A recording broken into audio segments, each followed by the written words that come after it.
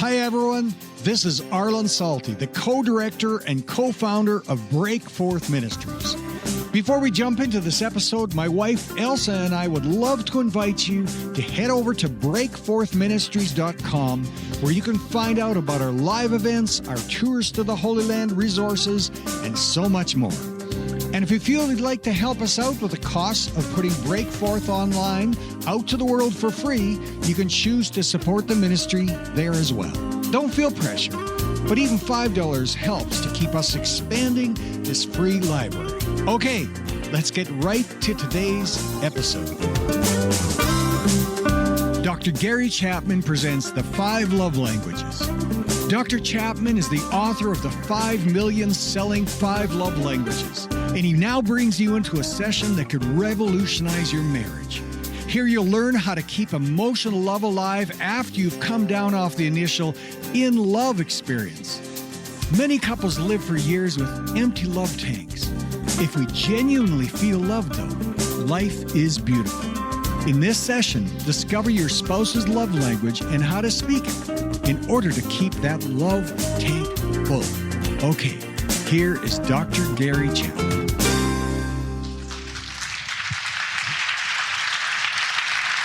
Thank you, Ruth. Well, thank you. Anybody here ever lived in North Carolina where I live? Anybody ever been to North Carolina? Keep your hands up in case I need an interpreter. Ask these people, what did he say? All right, well, it's good to see you here.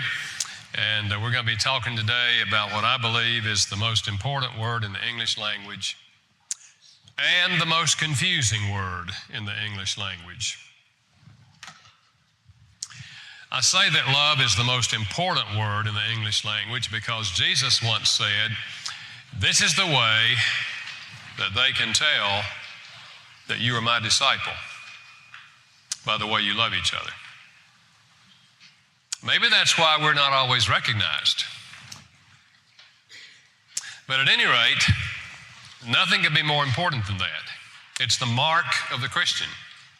But I say that love is the most confusing word in the English language because we use the word love in 1,000 ways. We say, for example, I love hot dogs. Or in North Carolina, where I live, we say, I love barbecue. Then I hear people say, I just love the mountains. Oh, love the beach. Love my dog. Love my new car. Love my mama. And then we say to a special someone, I love you. Hot dogs and barbecue, and I love you. I'm not going to talk about 1,000 ways in which we use the word love. I'm going to talk only about 3 ways in which we use the word love, and I'm going to focus on the third of these. The first is what we typically call falling in love. Now, you don't hear a lot about this in church. I doubt you've ever heard a sermon on falling in love. If you want to learn about falling in love, you have to listen to country music. They're either falling in love or falling out of love, every other song. But I want to talk a little bit about this because I think we have a lot of fuzzy thinking. When young couples come to me for premarital counseling, I will sometimes ask, why do you all want to get married? Whatever else they say, they always give me the big reason. And the big reason is always the same. What do they say? Yeah, we love each other. Isn't that sweet? Then I ask them a very unfair question. I say, tell me, what do you mean by that? And that's when they reach over on the couch and hold hands and giggle and look around the ceiling and come back to see if I'm waiting for an answer, and I am. And whichever one talks the most, and always one does, one of them will say, well,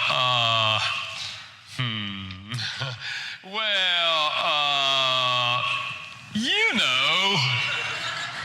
And I guess I know. I remember years ago, I went to my mother, and I said, Mom, how do you know when you're really in love.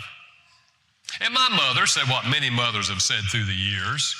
She said, son, if it's real, you'll know it. Now, folks, I like my mother, but that didn't help me at all.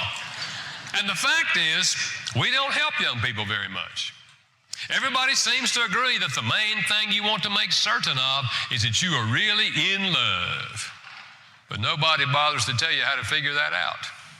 So I want to talk to you a little bit about the experience of falling in love. It all begins with a feeling. I call it the tingles. To me, that's much more descriptive. We get the tingles. All of us have inside of us a little love alert system, similar to a smoke alarm. And when you meet certain people, there's something about the way they look, the way they talk, the way they emote, that gives you a little tingle inside. In fact, it's the tingles that motivate people to go out and have dinner together. And you know that sometimes you actually lose the tingles on the first date. You find out something about them that you can't tolerate, and the next time they call you for a hamburger, you're not hungry. And that relationship never gets off the ground. But there are other people that every time you go out for a hamburger together, it gets tinglier and tinglier and tinglier. And one night, one of you will say something like this: you know, I think I could love you.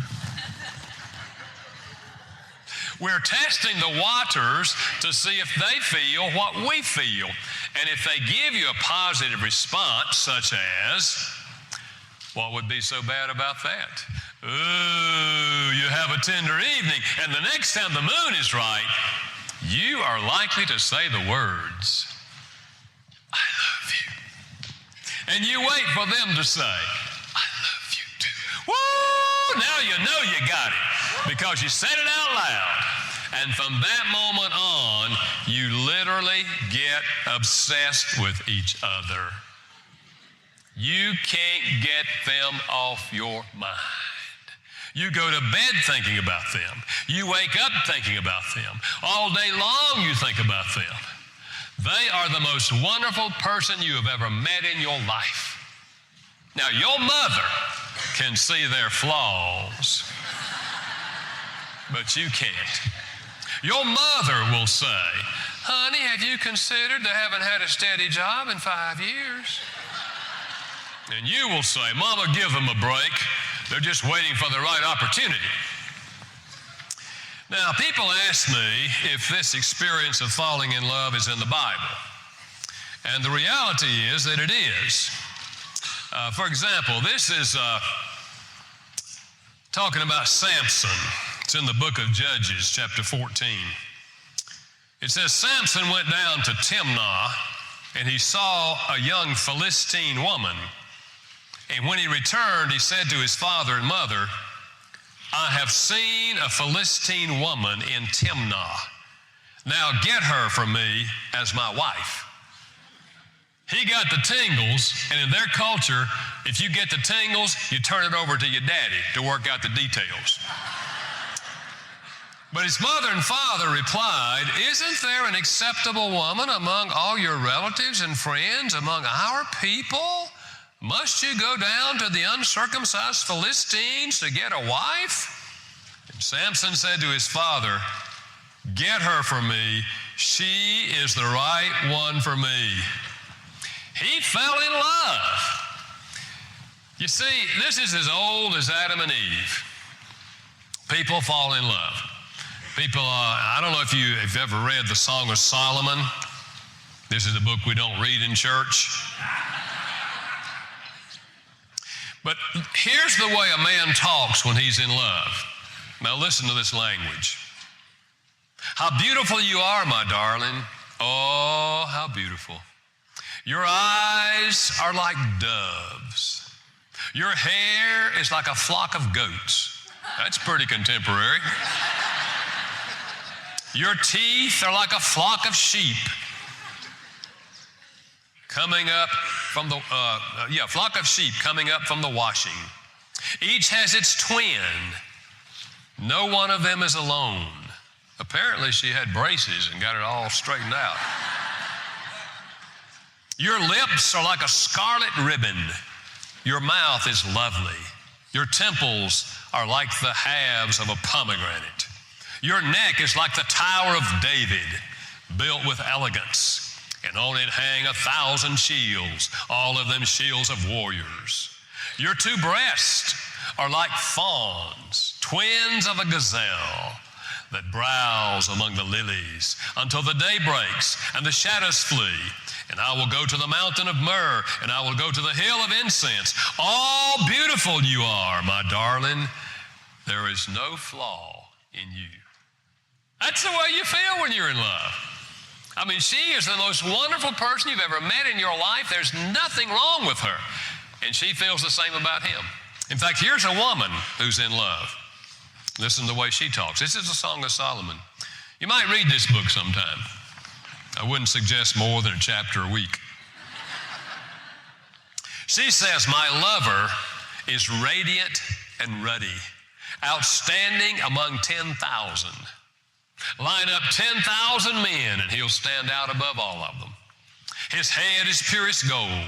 His hair is wavy and black as a raven. His eyes are like doves by the water streams, washed in milk, mounted like jewels. His cheeks are like beds of spice yielding perfume. His lips are like lilies dripping with myrrh. His arms are rods of iron set with chrysolite, I guess it is. His body is like polished ivory decorated with sapphires. His legs are pillars of marble set on bases of pure gold. His appearance is like Lebanon, choice as its cedars. His mouth is sweetness itself. He is altogether lovely. This is my lover. This is my friend. Yeah, people have fallen in love through all the years. Now, I wouldn't be giving you any new information if I told you that you can get the tingles after you're married for somebody else. Ooh. Happens every day of the week. Things aren't going well in the marriage, okay? All they ever do is argue with each other or just stay away from each other. In a marriage like that, it started yesterday morning. Husband went to work. Could have been the wife just as easily. 8:30 yesterday morning, he did what he does every morning. He gets to work and he goes to get his coffee. But yesterday, this lady walked up to the coffee pot and said to him, "Good morning." Ooh. Kindest words he's heard in months. Good morning. 8:30 in the morning and her hair is combed. And she smells good. And right away, he feels a tingle. He goes back to work, and about 10:30, he sees her going for coffee, and he gets thirsty. "Are you new around here?" "Oh, what's your name?" "Oh, where are you from?" "Oh, you know my friend, he used to work over there." Little coffee pot conversation. And the next few days, he arranges for a few more coffee pot rendezvous. And if he thinks that she might be feeling what he's feeling, he will say to her, "How about lunch someday?" And if she's willing, they have a nice, innocent lunch. But on that first lunch, he's likely to tell her what it's like at his house, just so she knows where he's coming from. Married, but unhappy. And the next lunch, she tells him her story. Every woman has a story, a history. And then they have lunches rather regularly, and they talk about everything freely. And about 2 months down the road, he says to himself, don't know what's going on here, but I feel closer to this woman than I do my wife. We've been married 15 years, and I don't have anything else to say to her. But it's so easy to talk to this lady. And then he will say to her, "I know a really nice place for dinner if you would ever be interested." And if she is, he will take her to a nice restaurant. I mean one that has fresh flowers and candles on every table. I'm talking nice restaurant. And many times after that first dinner, they will have an after-dinner rendezvous.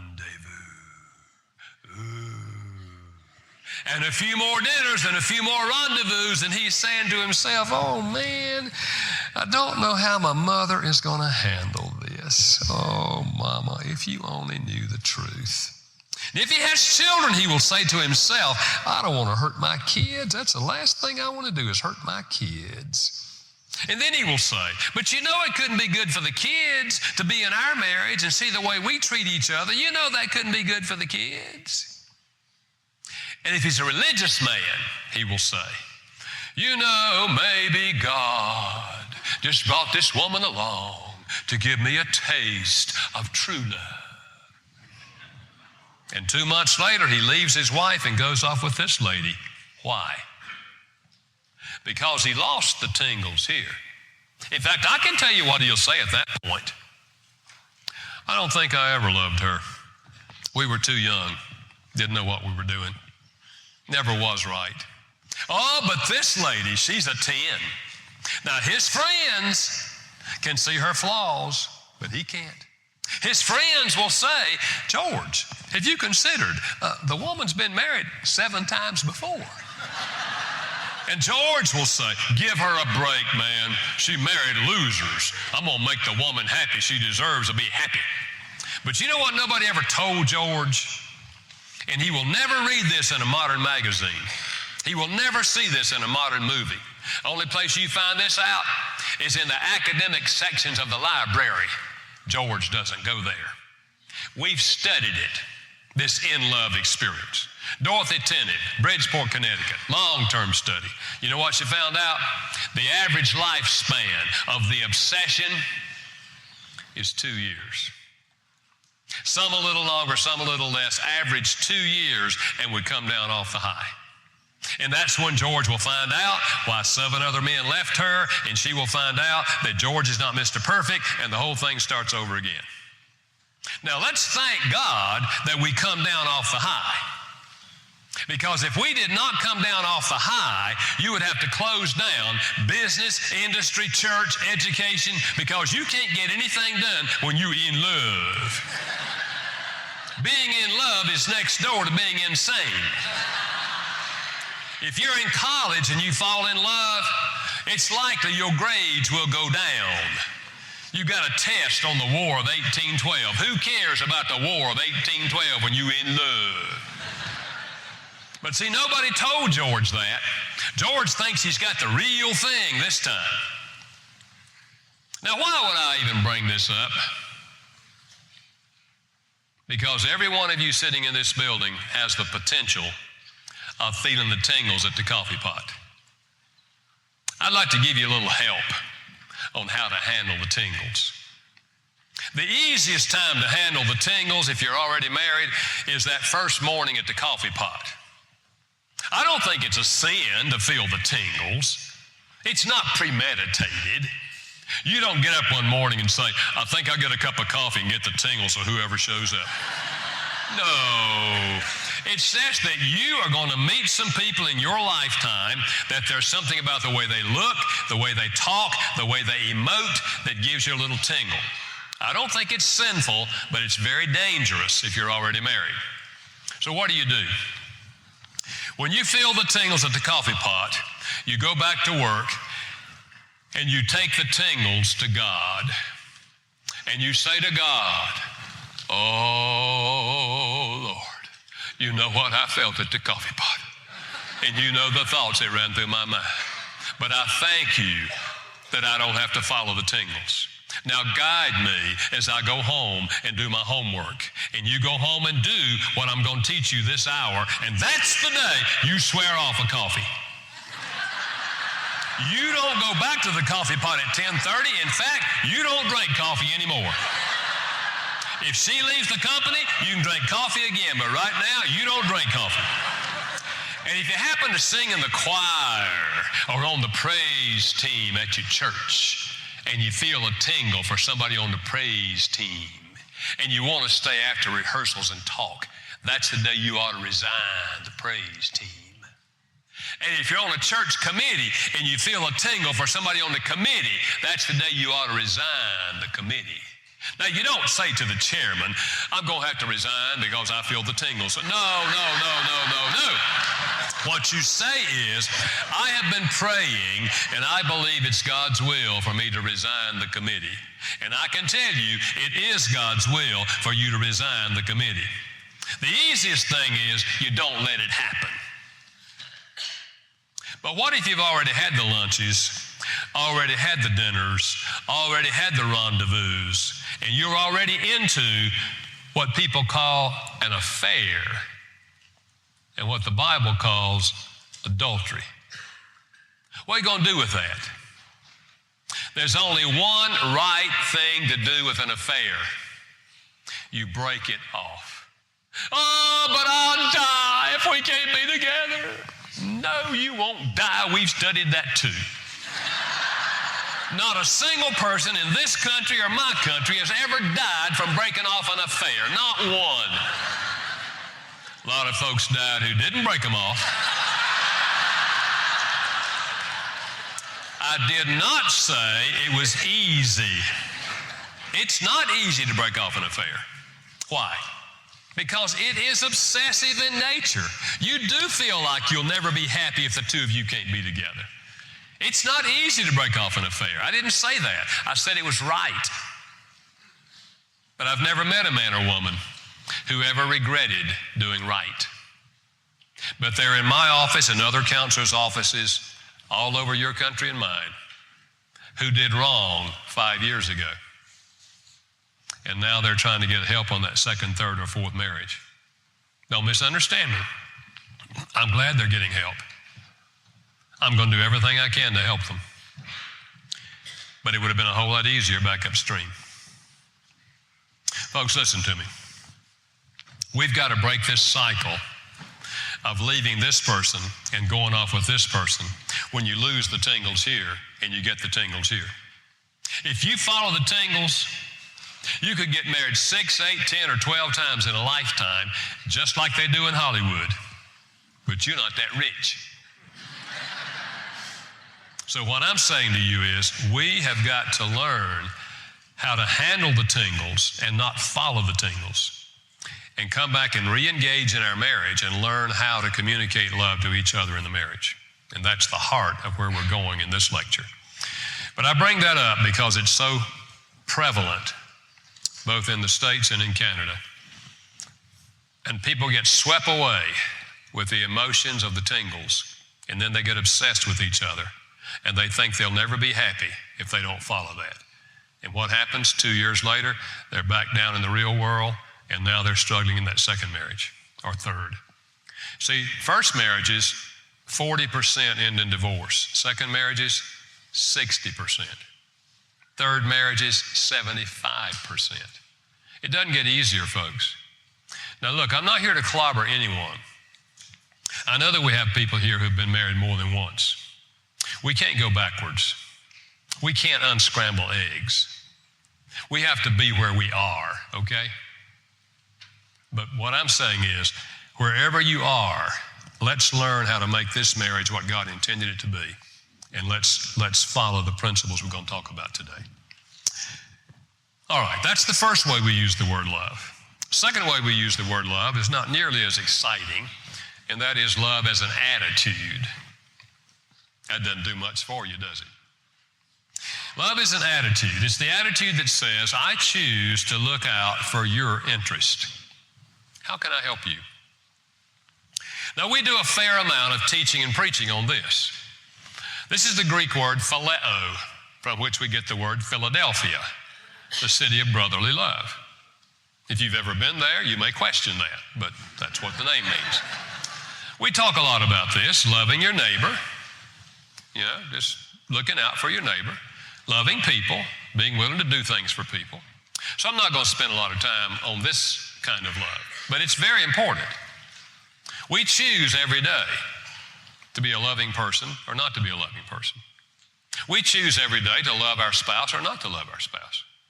to look out for their interests or not to look out for their interests. We choose to love our children or not love our children. We choose to love our neighbor.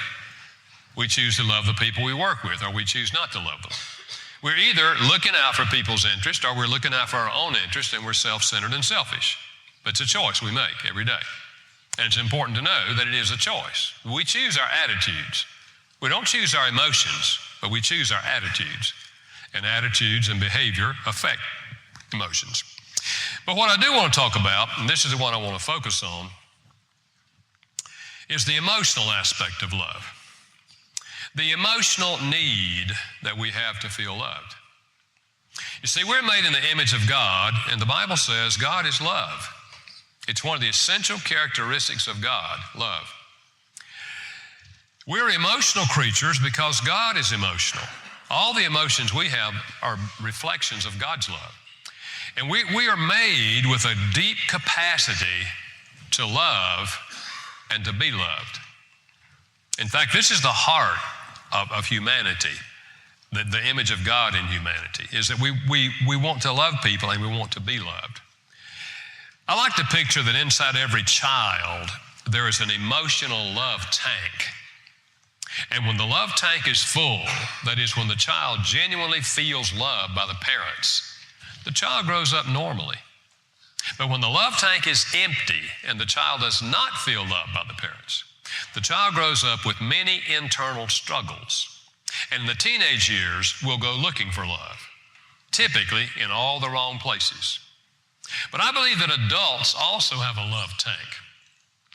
And in a marriage, the person you would most like to love you is your spouse. In fact, if you feel loved by your spouse, life is beautiful. But if the love tank is empty and you don't feel loved by your spouse, life can look pretty dark. And much of the misbehavior of adults grows out of an empty love tank. You see, the person who has an empty love tank in a marriage will be far more tempted with the tingles at the coffee pot. It doesn't excuse the person for doing that and walking that road, but it explains emotionally why they can do that, whereas they would not have emotionally been moved to do that if they had a full love tank in the marriage. But here's the problem. What makes one person feel loved doesn't make another person feel loved. I remember the first time I encountered this in my counseling office. They were a couple that had been married for about 30 years, and they came in. And the wife said, "Dr. Chapman, I want you to know right up front that we don't have any money problems."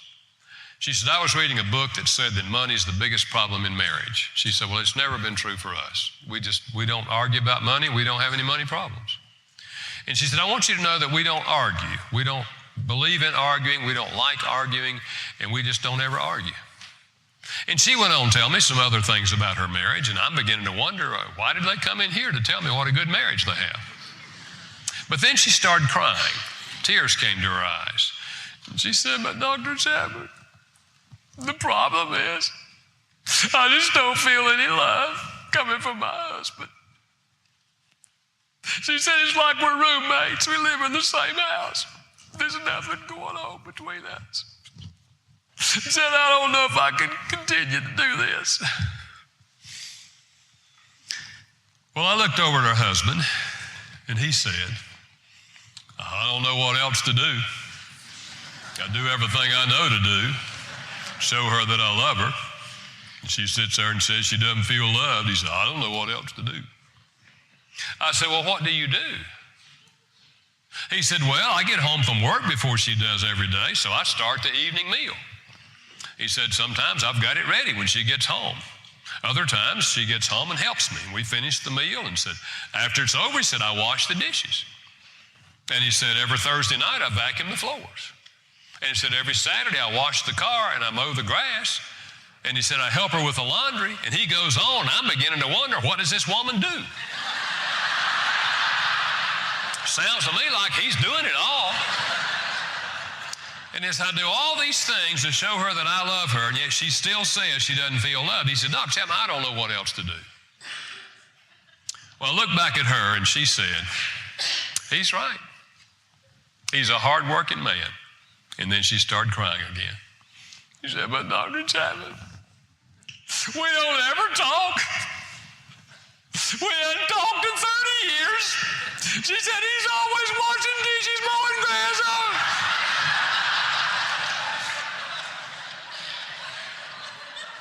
You understand what's going on? A sincere husband who is genuinely loving his wife, but she's not getting it. I believe there's thousands of couples just like that couple. They are sincere, but they're not connecting. I've been counseling probably 15 years, and I knew I was hearing the same stories over and over and over and over in my office. And I knew there was a pattern, but I didn't know what the pattern was. So what I did was to go through 12 years of notes that I made when I was counseling people.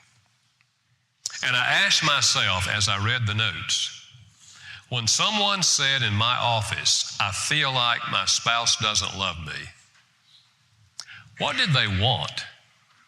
What were they complaining about?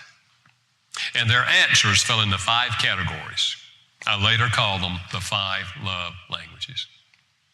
And I started using this in my counseling in helping people discover each other's love language. And it absolutely changed marriages. And then I started using it in small groups, and the same thing happened. And probably 5 years later, I said to myself, you know, if I could put this in a book and write it in the language of the common person and leave out all the psychological jargon and just talk in plain English, I could help a lot of people that I will never have time to see in my office. And that's how the book came about. And I think she mentioned earlier it sold over 7 million copies in English. It's now been translated in 49 languages around the world. The deep human need to feel loved, I think, is the success of the book. Now let me give you the 5 love languages. If you've read the book, this will be a review. If you haven't, it'll be an introduction. Love language number 1, words of affirmation. Using words to affirm the other person. 1 Corinthians chapter 8, verse 1. Love edifies. Love builds up. So one way to express love is to use words that build up the other person. You look nice in that outfit. I really appreciate what you did. Using words to affirm the other person. You can focus on their personality. One of the things I like about you is you are so optimistic. I really like that about you. You can focus on their character. One of the things I like about you is I know I can trust you. I really appreciate that. You can focus on the way they look. You can focus on something they've done, but you're using words to affirm them. My wife and I were visiting our daughter and our son-in-law and our 2 grandchildren. If I'm going to be totally honest, I would say we were visiting our grandchildren and the parents happened to be at home. But at any rate, after dinner that night, our son-in-law took the trash outside. And when he walked back in the house, our daughter said to him, John, thanks for taking the trash out. And inside I said, go, girl. You see, I cannot tell you how many men have been in my office over the last 35 years and said to me, Dr. Chapman, I don't ever hear any words of appreciation from her. I can do all kind of things, and if she says anything, it's about something I didn't do. And I can't tell you how many women have said the same thing. I give it all I've got, and he acts like I'm not even here. I don't ever hear any words of appreciation. You understand why the book of Proverbs, chapter 18 and verse 21 would say this? Life and death are in the power of the tongue. You can kill your spouse or give them life by the way you talk to them. Same thing is true with your children. You see, ladies, when you give your husband a positive word, there's something inside of him that wants to be better. And when you give him a critical word, there's something inside of him that wants to shoot you. I I remember when our children were little, my wife used to tell our children what a good father I was. I mean, she'd pour it on. She went way beyond reality. But do you know that every time she told them how good I was, it made me want to be as good as she said I was. You see, it motivates. Now, I know there are people, like a lady said to me some time ago, she said, Gary, I hear what you're saying, and I know it would be good if I could give my husband some positive words. She said, but to be honest with you, I can't think of anything good to say about the man. And I said, well, does he ever take a shower? And she said, well, yes. I said, how often? She said, well, every day. I said, if I were you, I'd start there. I appreciate you taking a shower. There are men who don't. I have never met a man or a woman that you could not find something good to say about them. So you look for the good. You see, some of you have fallen into the trap that every day you're telling your spouse what's wrong with them and what they ought to do, and you're complaining about what they didn't do, and you're literally driving them away. Look for something good about them and begin to give them positive words. And as their love tank fills up, they become better. But when you criticize them, they become worse. Words of affirmation. A second love language is gifts. Ephesians 5:25 says to husbands, love your wives as Christ loved the church and gave himself for it. In that illustration, Christ himself is the gift. My academic background is anthropology, cultural anthropology. Before I did theology and counseling, I did an undergrad and a master's degree in anthropology.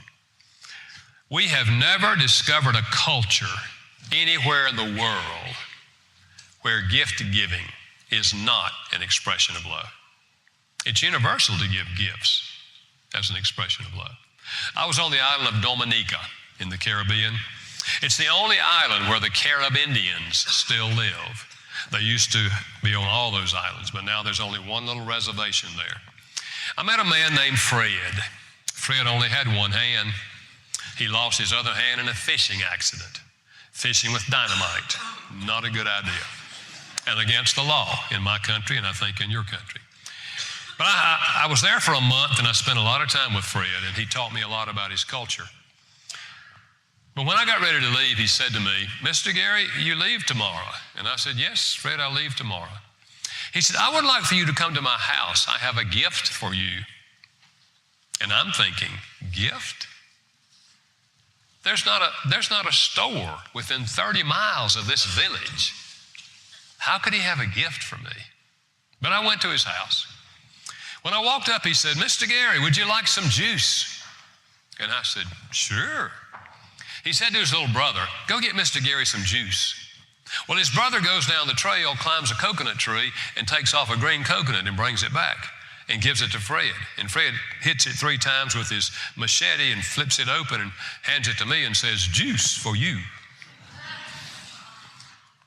Well, I proceeded to drink the juice, some of it. And Fred said, I have a gift for you in my house.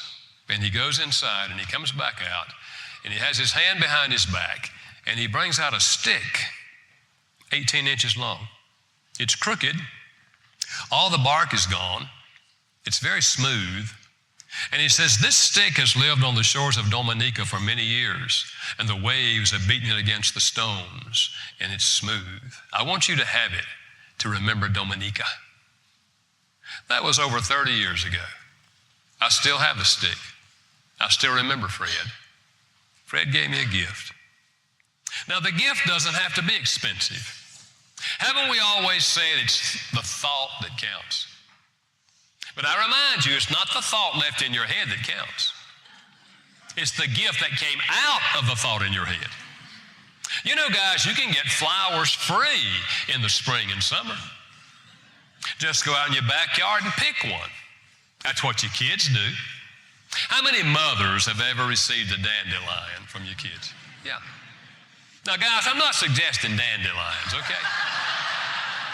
You don't have any flowers in your backyard? your neighbor's yard.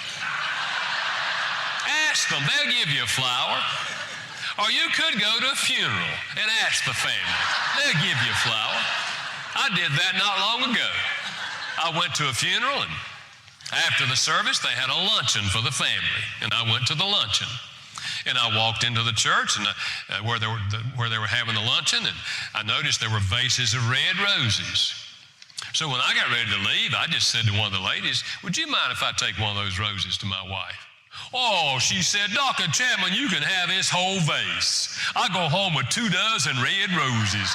I told her where I got them. She still liked them. I was in Germany at the NATO base, and I had a free afternoon, and I was just walking across the base. And I came to a little picnic table, and there was a young man sitting on the table. I judged him to be about 13, and he was by himself. And so I just went up and engaged him in conversation, got his name, found out where he's from, and so forth. I noticed he had a little St. Christopher medallion around his neck. And I said to him, what is your medallion? He said, "It's St. Christopher." And I said, "Where did you get that?" He said, "My father gave it to me before he was deployed, and he told me to remember him when I wore it." I said, who was St. Christopher?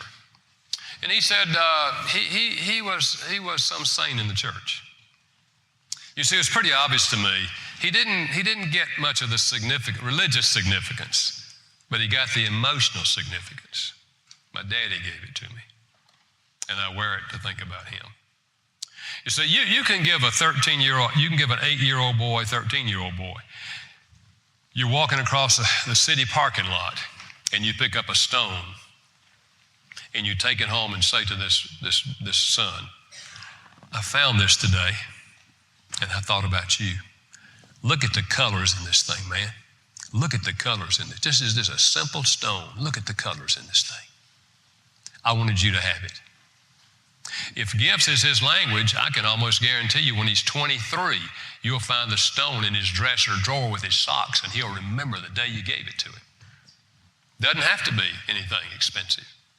It is the thought that counts. The third love language is acts of service. Doing something for the other person that you know they would like for you to do. 1 John chapter 3, verse 18. "Love not in word only, but in deed. Do something to show your love."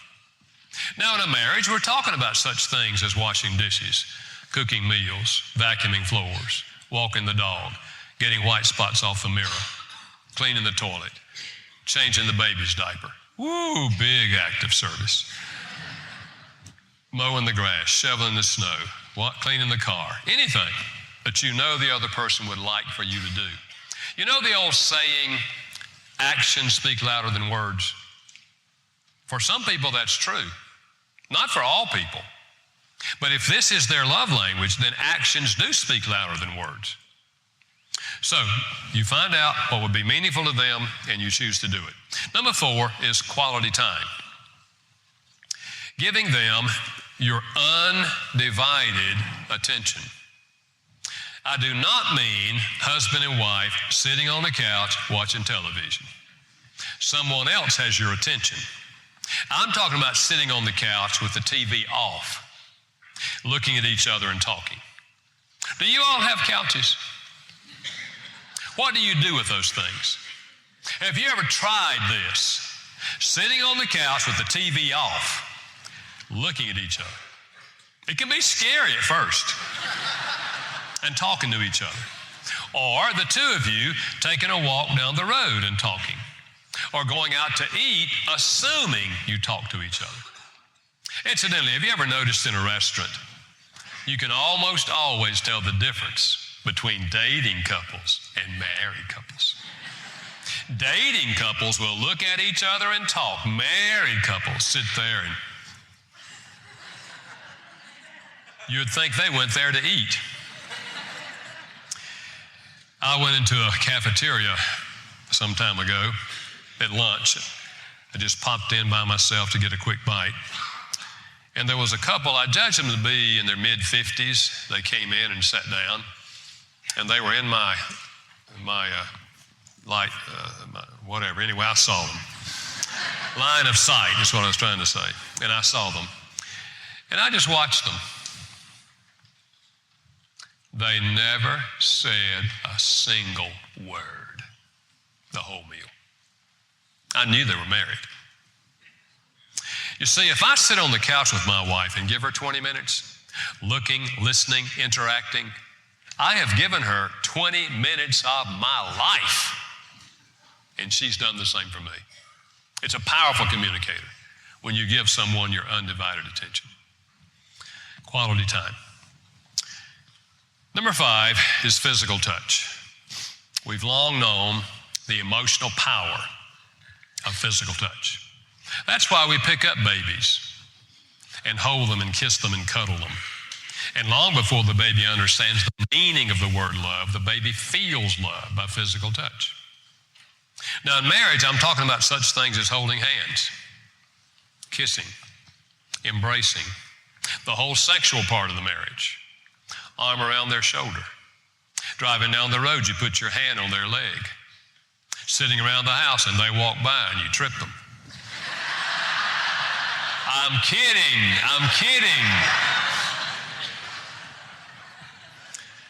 I was in an airport on Saturday night some time ago. I do marriage seminars on Saturday, and I'm usually flying home Saturday night, and I was tired. I didn't feel like reading, and I was just sitting there and just watching. And this young couple came in and sat down several yards from me. They had not been seated 60 seconds before she reached over and started rubbing the back of his neck. And I thought, isn't that sweet? Look at that. Do you know that every one of you married ladies used to do that when you were dating? You did. I tell you what, ladies, if you're seated with your husband right now, why don't you see if you can still do it? It might hurt your arthritis, but give it a try right now. Come on, ladies, just give it a try right now. Just see if you can still do it. Yeah, see there, ladies, you can do it. And if you're married or engaged and you're with your spouse, why don't you stand up right now and just hug each other? And the rest of you just observe. Yeah, just hug each other. Yeah.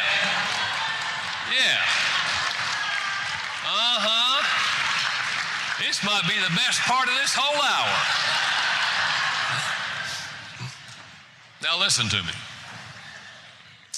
Out of those 5 love languages, each of us has a primary love language. One of the 5 speaks more deeply to us emotionally than the other 4. Now, we can receive love in all 5 languages, but if we had to give up one, we'd give up this one, or this one, or this one, but not this one, because that's the one that really makes me feel loved. It's very similar to spoken language. Every one of us grew up speaking a language with a dialect. I grew up speaking English, Southern style. But everyone grew up speaking a language with a dialect. And that's the one you understand best. The same thing is true with love. Now, once in a while, someone says to me, I don't know, Gary, I think 2 of those are just about equal for me. And my response is, fine, we'll give you 2 love languages. We'll call you bilingual. But most of us have a primary love language, a secondary love language, and then the other 3 fall in line under that. Now listen to me very carefully. In a marriage, almost never does a husband and wife have the same language. It happens, but not very often. And even if they happen to have the same language, they'll have different dialects. Now, by nature, we speak our own language. Whatever makes me feel loved is what I'm going to do for my spouse. But if it's not his or her language, it won't mean to them what it would mean to me. Let's say that my language is words of affirmation, and what makes me really feel loved is receiving words of affirmation. So I get married. What am I going to do? I'm going to give my wife words of affirmation. I'm going to tell her how nice she looks. I'm going to tell her how much I appreciate what she does. I'll probably tell her a dozen times a day, I love you, honey. I can't tell you how much I love you. I love you so much. But if words is not her love language and acts of service is her language, but I don't ever do anything to help her, it's just a matter of time. She's going to say to me one night, you know, you keep on saying, I love you, I love you, I love you. If you love me, why don't you help me? And I will be blown out of the saddle. Because in my mind, I've been loving her. But in her mind, I have not been loving her. Because I'm speaking my language, not her language. So the key is that we must learn to speak the language of the other person. Now someone says, Gary, yeah, I get it, but what if the love language of your spouse is something that doesn't come natural for you?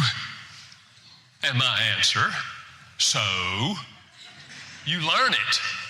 My wife's language is acts of service. One of the things I do for her is vacuum the floors. Now, you don't know me well, but I want to ask you, do you think that vacuuming floors comes natural for me? My mother made me vacuum all through junior high and high school. I couldn't go play ball on Saturday until I vacuumed the house. In those days, I said to myself, if I ever get out of here, one thing I'm not going to do, I am not going to vacuum floors. You could not pay me enough to vacuum floors. There's only one reason I vacuum floors. L-O-V-E. You see, when it doesn't come natural, it's a greater expression of love. My wife knows every time I vacuum the floor, it's nothing but 100% pure, unadulterated love. And I get credit for the whole thing. We were sitting around the other night, and my wife said, you know, honey, these blinds are getting dusty. I looked over the blinds and I said, they are, aren't they, honey? That's all I said. But I heard the lady. I cataloged it. So 2 mornings later, it was a Friday morning. I was getting ready to leave later that day to go do a marriage seminar. It's about 6:30 on Friday morning. I was in there vacuuming those blinds. And she stumbled in and said, honey, what are you doing? I said, honey, I'm making love. Big smile broke on her face, and she said, you have got to be the greatest husband in the world. Now, my love language is words of affirmation, so I said to her, tell me one more time, babe, how great am I? She told me again. I get on the plane with a full love tank. She goes back to finish her nap with a full love tank. Why? I spoke her language, and she spoke my language. You understand what I'm saying? You know what I believe? I believe there are thousands of marriages that could be saved if people understood and applied what I've just shared with you. In fact, every single week when I do marriage seminars, I have people come up and say, Dr. Chapman, we were that close to a divorce. And somebody gave us your book, and God used it to open our eyes. And we looked back on our marriage and saw how we had missed each other. And then we tried speaking each other's language, and it totally changed the atmosphere. Now, sometimes people say, Dr. Chapman, you think that'll help after 30 years? Yes. I have a couple that came to one of my seminars, and they came up and said, Dr. Chapman, we drove 4 hours to get here, and we really came to say thank you. Husband said, we've been married for 30 years. And if you want to know the truth, the last 20 years, we've been roommates. He said, we don't even take vacations together. We just live in the same house and try to be civil. He said, I was talking to a friend of mine one day, and he went in his house and came back, and he said, you need to take this book home and read it. And I said to him, I don't want to read a book. He said, man, I'm telling you, it'll help you. Just take it home and read it. He said, I threw it in the back seat of the car. Said several days later, I picked it up, sat down one night, and I started reading it. He said, I read the whole thing one night. Finished at 2 a.m. And I thought, man, why didn't I know this 30 years ago? Instead, I thought, I wonder if this would help now. So he said, I gave it to my wife the next day. And I said, honey, if you get a chance, could you read this book and tell me what you think of it? He said, 2 weeks later, she came back and said, I finished that book. He said, what did you think? She said, I think if we had had that book 30 years ago, our marriage would have been very different. He said, I had the same thought. He said, do you think it would make any difference if we tried now? And he said, she said, we don't have anything to lose. He said, does that mean you're willing to try? She said, yeah, I'll try.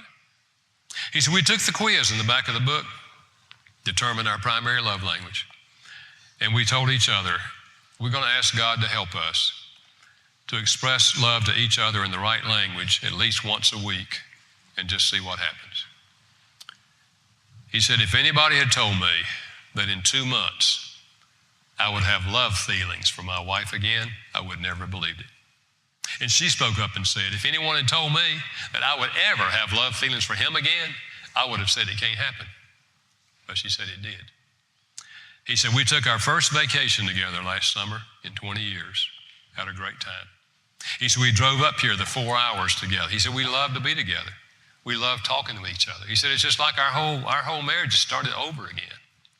You see, because we so desperately need love, when we try to speak each other's language, something happens inside of us that draws us to the other person. So what I want to do is challenge you to do this. If you haven't taken the quiz, I want to suggest you take the quiz. You can get a book and do it in the back of the book, or you can go online. It's free online, 5lovelanguages.com. Take the quiz and see what your love language is and share it with your spouse. Then I hope you will apply it not only in your marriage, but I hope you'll apply it with your children as well. After I wrote the original book, The 5 Love Languages, I wrote The 5 Love Languages of Children. I wrote that one with Dr. Ross Campbell, who is a Christian psychiatrist, 30 years experience with children, helping parents learn how to love children effectively. All parents love their children, but not all children feel loved. And then I wrote The 5 Love Languages of Singles, of teenagers. Teenagers are a different breed. How do you get through to them emotionally while they're going through all those physical changes, intellectual changes, emotional changes? How do you get through to them? And that's what I deal with in that book. And then later I wrote The 5 Love Languages Singles Edition. So many single adults said, I know you wrote your original book for married couples, but I read it, and it helped me in all my relationships. Why don't you write one for us? So I did. And I apply this concept to their relationship with their parents, their siblings, their college roommates, their work associates, their dating partners. Because in every human relationship, this principle helps people connect. Most recently, I wrote with Dr. Paul White, who is a psychologist with 20 years experience in business. We wrote The 5 Languages of Appreciation in the Workplace. Same languages, we're just taking them to work. We found that 70% of the people who work say they feel almost no appreciation from the people for whom they work. 64% of the people who leave one job and go to another say they left primarily because they didn't feel appreciated. So we're hoping that book is going to do for the workplace what the other books have done for marriage and family. This is a huge area in terms of human relationships. May I pray with you? Our Father, thank you that you have made us creatures capable of receiving love and giving love because we're made in your image. We know that we love you because you first loved us. Teach us to follow your example and not wait for our spouse to love us, but to reach out and love them. I pray, Father, that our marriages will be different. Our parent-child relationships will be different because we spent this time together. In the name of Christ, I pray. Amen. God bless you. Hope you'll have a good rest of the day. Thank you. Thank you. Wasn't it a great blessing to hear from Dr. Chapman? If you'd like to learn more about Dr. Gary Chapman, please head on over to 5lovelanguages.com. Thank you again for listening. We're adding more and more to this free online library of great sessions all the time. So remember to check back to see all the new content. And also remember, please head on over to breakforthministries.com where you'll learn more about our live events, Breakforth Holy Land tours, and so much more. Okay, we'll catch you again for more sessions at Breakforth Online.